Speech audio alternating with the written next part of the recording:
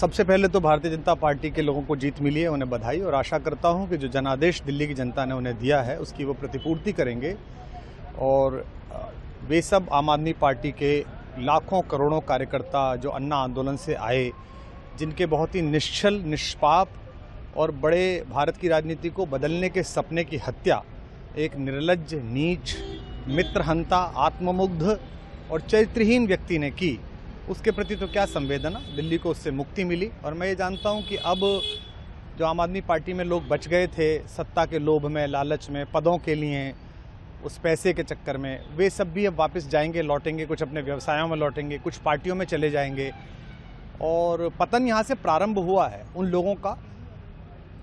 मेरे लिए कोई प्रसन्नता का और दुख का विषय नहीं है, मैं बीच में खड़ा हूँ। प्रसन्नता इस बात की है कि करोड़ों लोगों ने आशा लगाई थी, करोड़ों लोगों ने, लोग अपनी नौकरियां छोड़ के आए थे, व्यवसाय छोड़ के आए थे, दुश्मनियां ली थी लोगों ने।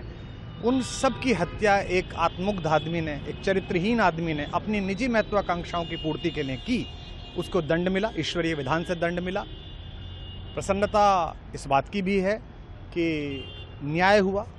आज जब कहना नहीं चाहिए, लेकिन आज टीवी पर जब जंगपुरा का निर्णय आया और सामने दिखाई दिया कि मनीष हार गया, तो सदा तटस्थ रहने वाली और राजनीति से विरत रहने वाली मेरी पत्नी जो है, उसकी आंख में आंसू आ गए, वो रोने लगी। क्योंकि उसी से उसने कहा था कि अभी तो है ताकत, और उसने कहा था भैया ताकत सदा तो नहीं रहती। तो ये अहंकार आशा करता हूँ अगले लोग नहीं करेंगे, जो बाकी दल है वो नहीं करेंगे, इससे सबक लेंगे। और दिल्ली के नागरिकों को मैं अच्छे शासन के लिए बधाई देता हूँ। अब भारतीय जनता पार्टी अपने नेतृत्व में सरकार बनाकर दिल्ली के जो दुख थे पिछले 10 वर्ष के, उन्हें दूर करे।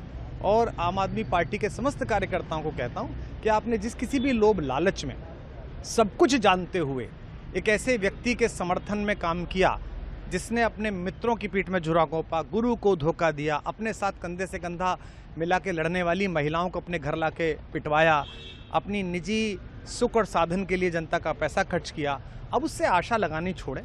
अब बाहर निकलें, अपना अपना जीवन देखें। मुझे राघवेंद्र सरकार राम की कृपा मिली, जिनका ये घर है, जिनकी कृपा से मैं यहाँ खड़ा हूँ। मुझ पर कृष्ण कृपा हुई कि मैं इस निर्लज्ज सर्कस से बाहर आ सका। मैं उन सब से भी अच्छे भविष्य की कामना करता हूँ कि वो कोई गंदगी ना फैलाएं कहीं भी, वो लौट जाएं अपने शिविरों में। जिस तरह माधव को, कृष्ण को दूत देख कर भी भरी सभा में अट्टहास करने वाला दुर्योधन जो ये कहता था, सुचिग्रम नैव दास्यामि बिना युद्धे न केशवः, बिना युद्ध के 5 गांव भी नहीं दूंगा, आज वो अपनी सीटों के लिए तरस रहा है। और मुझे पता है कि इस दुर्योधन का अंत भी टूटी हुई जंघा के साथ बड़ा ही दारुण होगा। और भारतीय राजनीति एक कलंकित अध्याय के रूप में इस बौने दुर्योधन को और इसके दरबार के तमाम शकुनियों को याद करेगी। मैं उनकी मुक्ति की कामना करता हूं कि ईश्वर उन्हें इस दुख से बाहर निकाले। और समस्त लोगों को बधाई देता हूं कि चलिए अंततः न्याय हुआ।